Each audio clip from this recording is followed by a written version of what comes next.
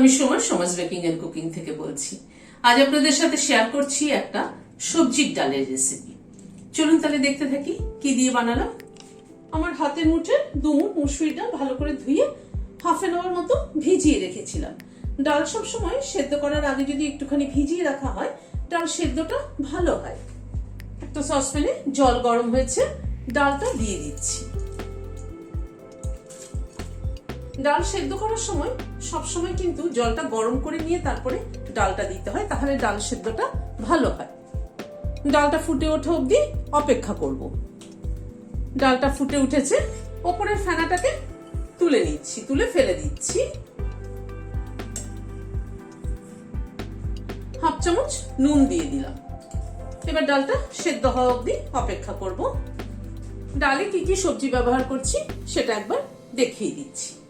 এখানে 3টে পটল নিয়েছি, একটা পটলকে 4 টুকরো করেছি। 2টো সজনা ডাঁটা নিয়েছি, খানিকটা কুমড়ো নিয়েছি, একটা কাঁকরোল নিয়েছি, কাঁকরোলগুলোকে এইভাবে কেটে নিয়েছি ডুমো করে। পেঁপেটাকেও ডুমো করে কেটে নিয়েছি। একটা মিষ্টি আলু নিয়েছি আর খানিকটা বিনস নিয়েছি। আমার কাছে যা সবজি অ্যাভেলেবেল ছিল আমি তাই দিয়েছি। আপনারা নিজেদের পছন্দ অনুযায়ী সবজি বা যা অ্যাভেলেবেল থাকবে আপনাদের কাছে সেই মতোই সবজি দেবেন। আর সবজির পরিমাণটাও নির্ভর করছে নিজের উপরে। মিনিট 10 মতো ডালটা সেদ্ধ হলো। ডালটা দেখুন কি সুন্দর ফাটা ফাটা সেদ্ধ হয়ে গেছে। আমি কিন্তু আজ ডালটাকে ঘুটবো না, এরকম ফাটা ফাটা সেদ্ধটাই এই সবজি দিয়ে ডালের জন্য একদম ঠিকঠাক। গ্যাসের ফ্লেমটাকে বন্ধ করে দিলাম। কড়াইতে সরষের তেল দিচ্ছি। তেলটা গরম হওয়ার পরে একটা শুকনো লঙ্কা দিলাম, একটা তেজপাতা ছিঁড়ে দিয়ে দিলাম, হাফ চামচ 5 ফোড়ন দিলাম। 5 ফোড়ন শুকনো লঙ্কাটাকে একটু ক্র্যাক করিয়ে নিচ্ছি।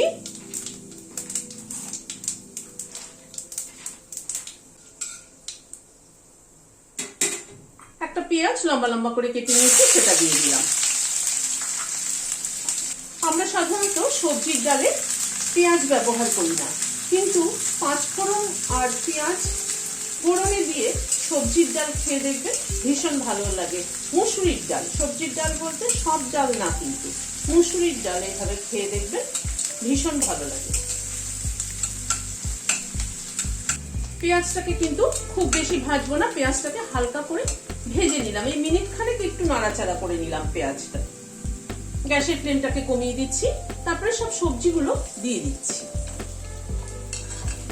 হাফ চামচের একটু বেশি নুন দিয়ে দিলাম, হলুদ দিলাম পরিমাণ মতো।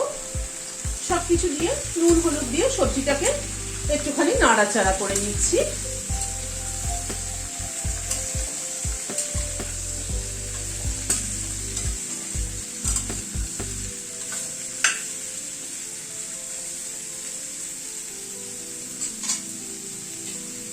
এবার একটু সবজিটাকে ঢেকে দিচ্ছি, সবজিটা একটু সেদ্ধ হোক।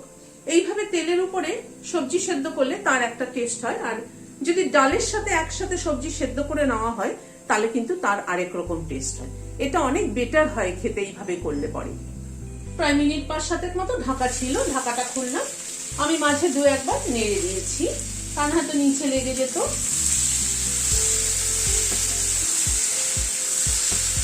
সবজিটাকে আরেকটু ভাজা ভাজা করে নেব। একটা টমেটোকে বড় বড় করে কেটে নিয়েছি, সেটা দিয়ে দিলাম।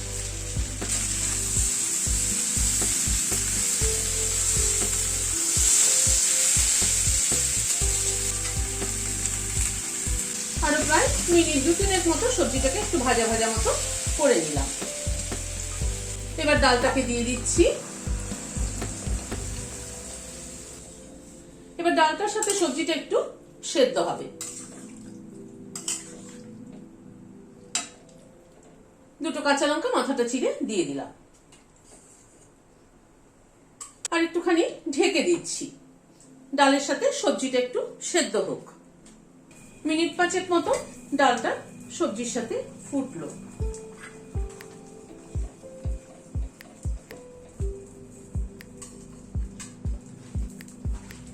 হাফ চামচ চিনি দিয়ে দিলাম। এখানে অর্ধেকটা পাতিলেবু নিয়েছি, পাতিলেবুর রসটা দিয়ে দিচ্ছি। খানিকটা ধনেপাতা কুচি দিয়ে দিলাম, আর একটা কাঁচা লঙ্কা মাথাটা চিড়ে দিয়ে দিলাম। সবকিছুকে একবার একটু মিশিয়ে দিচ্ছি। গ্যাসের ফ্লেমটাকে বন্ধ করে দিচ্ছি, দিয়ে ঢেকে দিচ্ছি স্ট্যান্ডিং টাইম 5 মিনিট। ধনেপাতা, কাঁচা লঙ্কা সব ফ্লেভার অ্যাবজর্ব হওয়ার জন্য।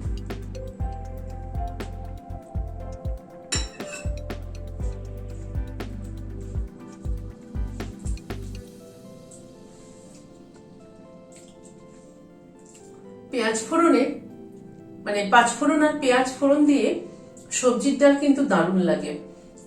নর্মালি সবজির ডাল আমরা এমনি করে থাকি, কিন্তু 5 ফোড়ন আর হয়তো 5 ফোড়ন ফোড়ন দিই, কিন্তু পেঁয়াজ ফোড়ন দিই না নর্মালি।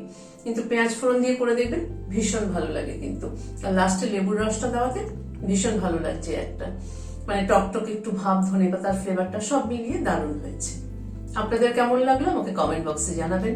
ভালো লাগলে একটা লাইক এবং সাবস্ক্রাইব করার অনুরোধ রইল। আজ তাহলে এখানে শেষ করছি। নমস্কার।